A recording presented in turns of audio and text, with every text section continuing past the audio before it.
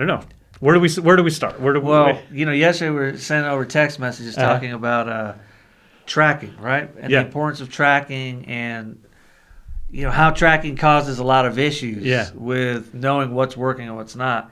And you actually discovered something as you were implementing, and you're a seasoned veteran, which tells me if a seasoned veteran runs into this, the rest of us people are definitely not doing this. And so why don't you share a little bit about what you read? Oh, absolutely. So I've had this question for a long time as to what's the best way to actually track conversions from like a technical standpoint. Okay. Whenever you set up a new campaign or a new conversion pixel, specifically with Google, it says, hey, here's 3 different ways you can set up this conversion. Yeah. It could be an imported goal from Google Analytics. Yep. You can set it up with Google Tag Manager, or the third option is you can send it to your developer and they'll add the code directly on the page with what's called a global site tag. Yeah. But they don't tell you which one of those is best. Now, I've noticed over the years that specifically the Google Analytics importing of the goals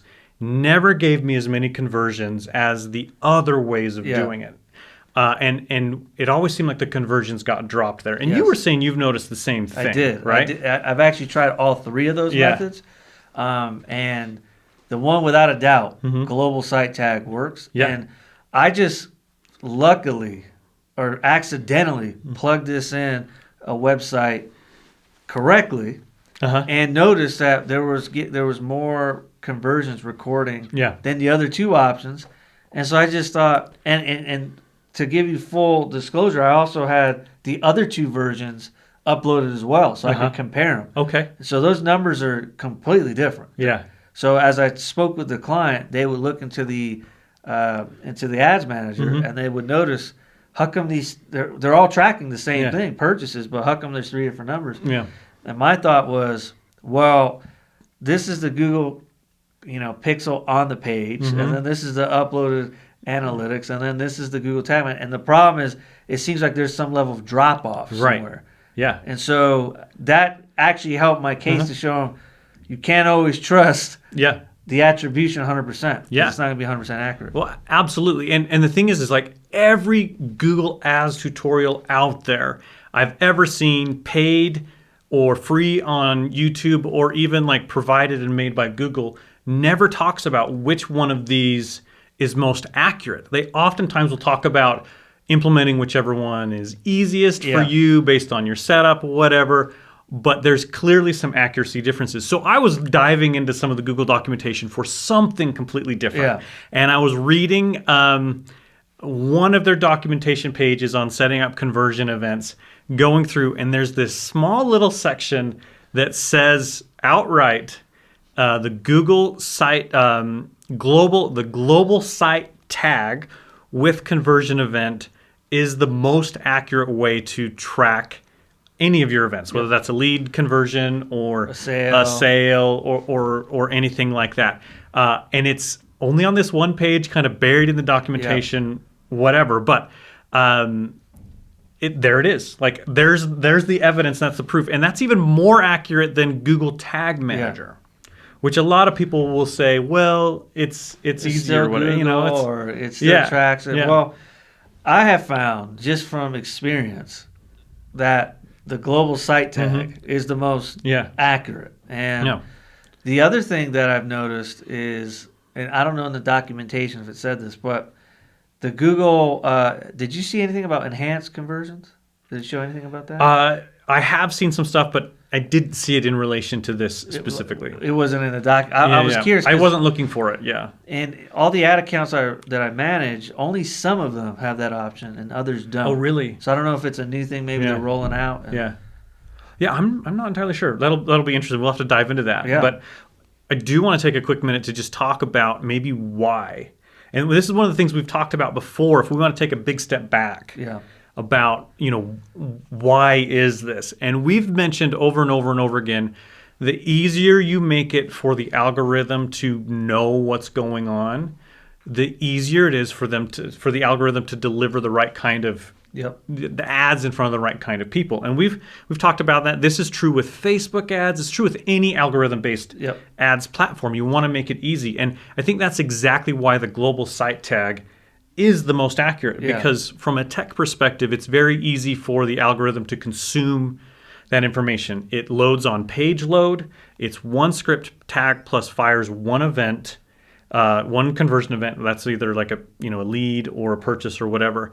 If you use something like Google Analytics, your analytics has to grab that information. It gets processed as part of the goal algorithm, and then it gets sent over into Google Ads.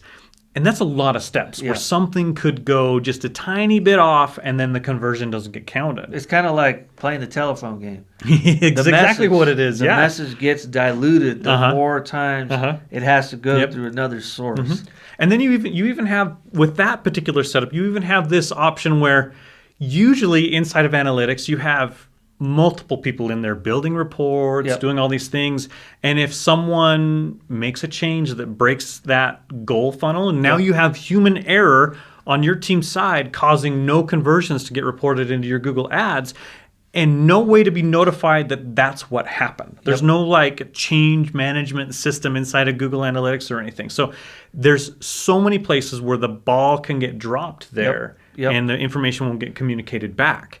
The second one with Google Tag Manager, how that works is it loads some scripts and then Tag Manager injects other events or other scripts or things in there for you. This is set up for marketers to be able to basically change advertising events and conversion events without having to involve a developer team. So it does make sense. But then again, you're loading one library script and then you're injecting some other library scripts, and you're hoping that all of that happens in the correct kind of timing, and then things get converted and sent back. It's a recipe for failure, especially at this moment where a lot of tracking is being taken away. Now you're adding an extra step for it to not be able to track as effectively. Right. And then one thing I've noticed is every time you set up inside of Google Tag Manager a Google Ads conversion event, it always asks you, do you want to add the conversion linker as well? And a lot of people don't know what that is. You can Google it and search on it, and it just basically says, this is something that helps link up your initial ad page view with the URL parameter that says GCLID, and then there's that long string of numbers. It helps connect that with a conversion event that happens down your funnel, and you're thinking, okay, cool, great, that makes tons of sense. But how that works is it has to set a specific cookie for the conversion linker with the Google Click ID, which is that long string of things when people click on it, and then it has to track that cookie through all of these steps, and then finally, at the very last thing, it has to send that back. And the reality is that there's also a lot of places for it to get lost. For it to get lost. So really, the absolute best setup is to have the global site tag on your page, and that is on every single page of your site. And there's a different global site tag for analytics and for ads. So that's one thing you've got to think about. You can actually combine those together into one tag, but you have to set a little variable that says this one's for analytics and this one's for ads. That goes on every page, and then you just load the conversion event on your thank you page, whether it's a lead thank you or like a purchase thank you page or whatever. And that's it. It's very simple for a developer to do, or even a non-developer to just copy and paste those codes on there. But so the moral of the story is simple. Just pay a developer to make this a simple communication. So that the information doesn't get lost. And literally, if it's something that you don't know how to do, that's fine. Any competent developer could literally do this in 5 to 10 minutes. Like it's really super simple. And so it's not a complicated thing for a developer to do. Just find someone that knows your platform, whatever your website's built on, and then any developer can make it happen in 5 to 10 minutes. Well, here's the next question then that leads us to what we were texting back and forth about yesterday, which was, okay, so if we have the tracking on there, but what about our page site experience? So you had mentioned that our page had a certain score for the mobile experience. Why don't we go into that? And we can just dive right into that. So we were talking about the actual SM3 group that I talk about on here kind of at the end. We're testing out a few new ads and things like that, and the page has been out there for a while. And I was looking at the numbers, and not surprisingly, almost 90% of all the views, all the clicks for it's a YouTube ad, and all the page views were from mobile devices. And that's not surprising because everybody has a mobile device these days. But the problem is a lot of people build for desktop because you're writing code on desktop or whatever, and I do the same thing. So I just quickly went over to Google has a couple of tools, and there's some other tools. Page Speed Insights is one where you can basically calculate what your quality score is for the page from a mobile experience standpoint. And Google does clearly say from ads that they do take that quality score into account for who's going to see your ads, and it can actually lower your costs. Anyway, the quality score was not as good as I thought it would be. And I'm a developer that pays attention to this stuff, so it's very easy to just kind of let these things go away. So anyway, there's going to be a few things that we'll make, a few changes we'll make to that page to make it load faster. Make sure that it's responsive in a little bit better way. Make sure it's got a good hierarchy of data. And what I mean by that is section headings are bigger fonts, subtitles are slightly smaller, maybe different weight. Just it has to do with readability and easy to kind of like quickly scan through. And then the other thing I was thinking about too is on the mobile experience, some of our key language on the landing page doesn't show on page load. You have to scroll down a little bit to see some of the key phrases that we put in there to help get people to take action, right? So we're going to kind of scrunch some of that up, maybe rearrange some things on mobile so the key language we want people to see is right at the top. Is right at the top, and they can see. Here's a question I have. What about, you know how they have accelerated mobile pages? Is there any value to that? Is there any pros or cons to doing that? Oh, yeah, absolutely. So accelerated mobile pages, or AMP, you've probably come across these. Everybody probably has. It's a thing where basically Google takes, they basically scrape your website, cache that, put it on their servers, and then when someone clicks on that from Google search results, it will load that fast version of the page. Can you directly send someone to an AMP page or no? Because I noticed the keyword you said was search. So only if they search can that page show up. Yeah, so how that would work. So by search, if you choose to opt into Google AMP, then anybody that clicks on your links from search will get the AMP page. If you grab the AMP URL, you can send that AMP URL to someone and have them load that page directly. But it's usually, the URL is usually something like google.com/amp/ for my website, it would be blakebuse.com/SM3. It would be a different looking URL, but you could potentially send people directly to that. What I don't know is if you can send ads directly to that page. I have no idea. I've never thought about that. Implying was wondering, could we send traffic to an AMP page? And if an AMP page, because I'm assuming Google owns that kind of platform, right? AMP is Google owned. So then I would think if you're using Google Ads, sending them to a Google owned property, would that impact it? Like, would they basically favor you a little bit more is what I'm saying. I don't know. Your quality scores would be much higher. Because they're putting it on a really fast server. They're caching everything, but they're also scraping out some of the JavaScript you might be running behind the scenes.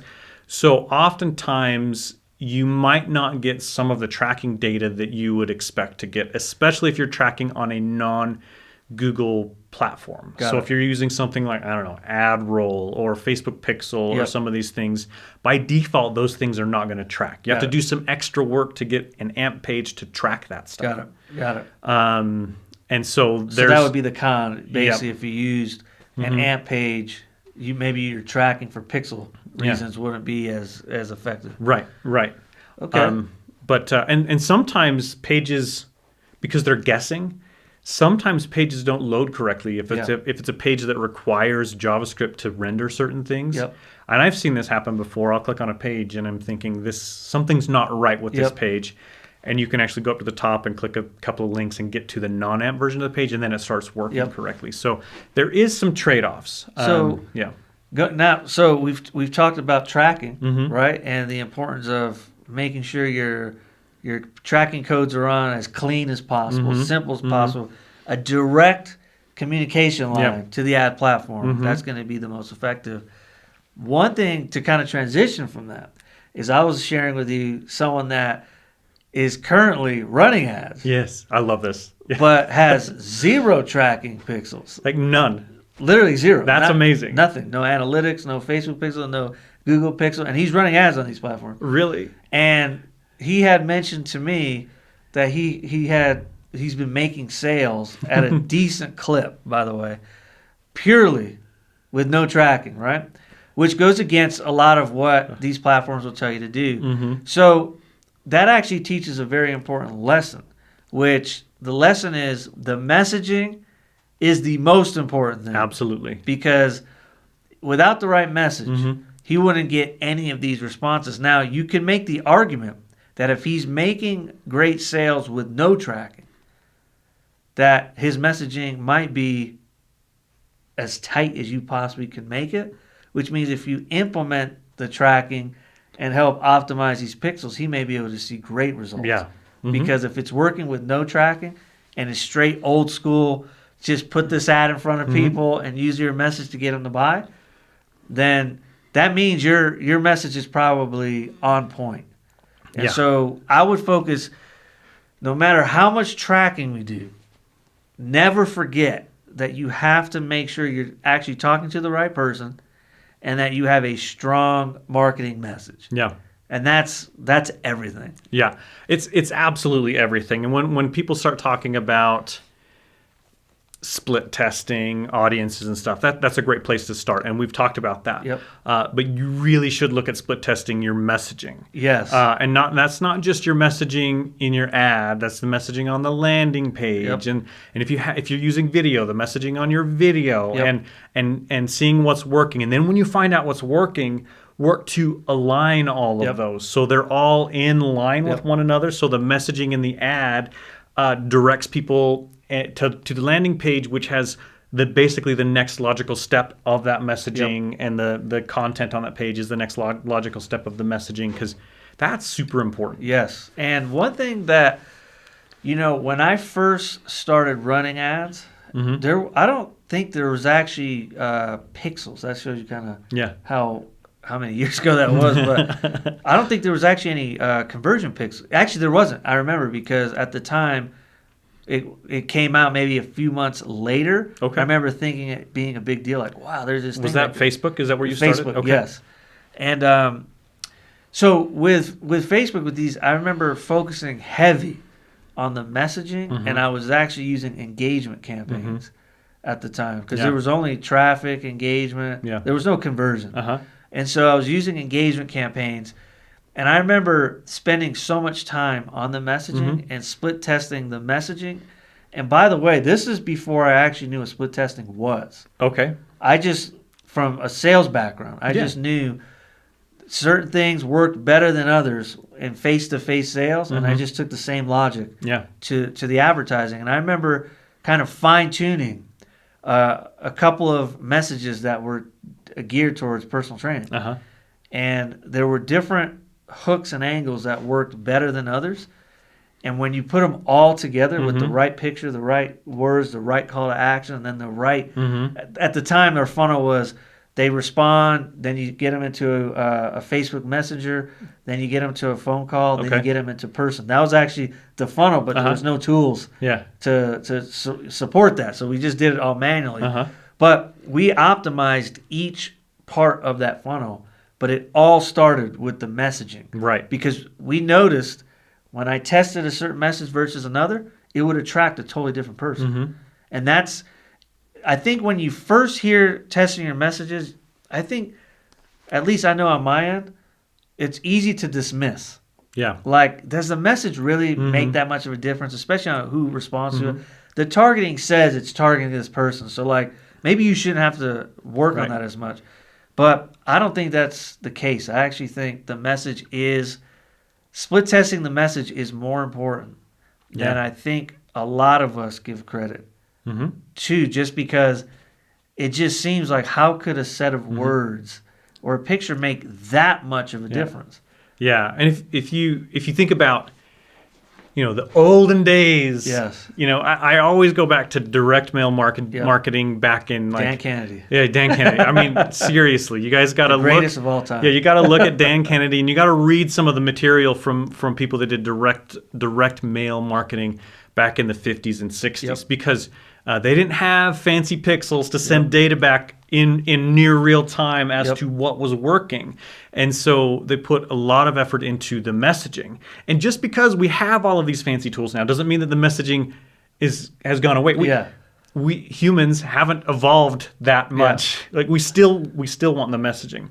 And it's easy to get a little lazy with testing your messaging by saying, well, let's say free download on this one versus instant download on that one. Like, that can make a difference, but that's not that's not what we're talking about when we're talking about the messaging. We're talking about really diving in deep to who you're targeting, what their hopes and dreams are, what their fears are. Like, get that stick and carrot going. Like, how can we help them run away from what they don't want, and how do we help them run towards what they do want, and connect the dots very clearly between what the offer is and how they can get what they want.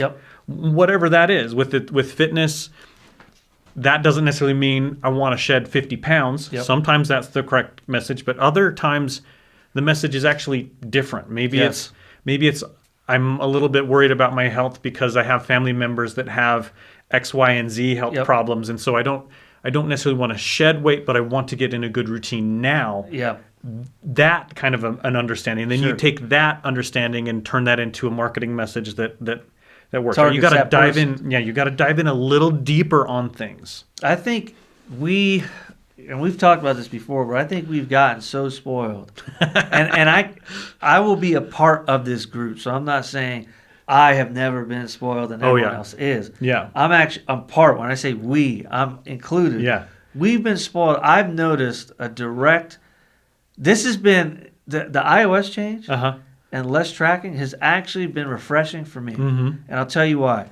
Because for a good stretch of maybe 2 to 3 years, the pixels were so accurate that you can just throw up anything and it would convert.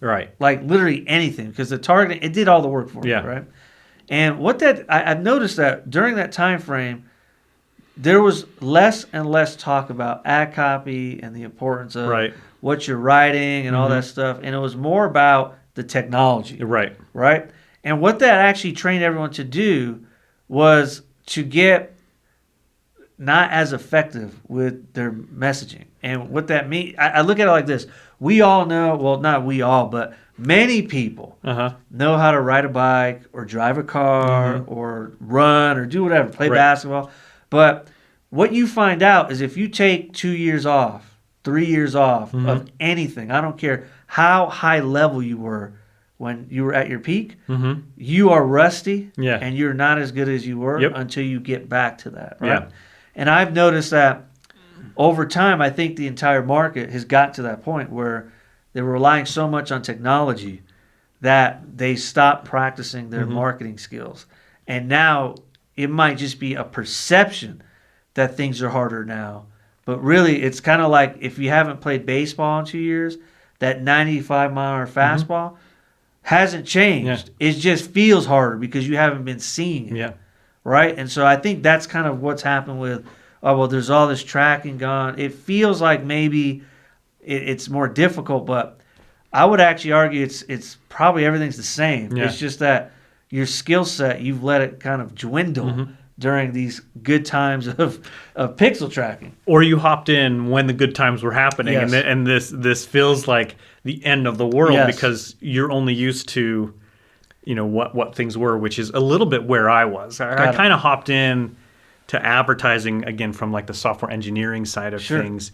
And so tracking and all that stuff was exactly what I focused on. And I hopped in kind of at the good times before everything kind of shifted. Yeah, before everything kind of shifted, right. But I would say the one thing I did early on is I realized that the message was super important. So I dove in deep on reading a lot of books. I even got a copy of, you know what is that? There's this one ad book that's not really in print anymore, and it's like $450. Written by this guy. I know who you're talking about. I could see the cover, but I don't Me too. remember. I could see the cover too. We'll figure out what it is and tell you guys next time. But I even have a copy of that I've read through, and it has some gold in there. But yeah, marketing message is extremely important. And if you think about it, I always go to Dan Kennedy, right? And Dan Kennedy warned us about, I don't know, 5-6 years ago, where he was mentioning you do not want to rely on these algorithms and this type of targeting because they're going to take away who you can target. Yeah. And he mentioned because of that, you're going to be susceptible unless you get the direct response marketing techniques down. And once again, he was right, 100%. And what I found is from people who've done it a longer time, because he's older, they always know because this all works in cycles. Yeah. Right? It's very similar to fitness. Carbs are bad for you one day, they're great for you the next day. Fat is good for you, then fat's bad for you. So it's just it's a never-ending cycle. But what never changes is the marketing message. Exactly. Like is the psychology of people, right? Yes. Like maybe there's a different angle because the offer is something new that didn't exist a while ago. Yep. But that psychology and focusing on the message is always going to be a constant. So the good marketers are those that focus on understanding understanding the customer persona. And it's honestly hard work. It is.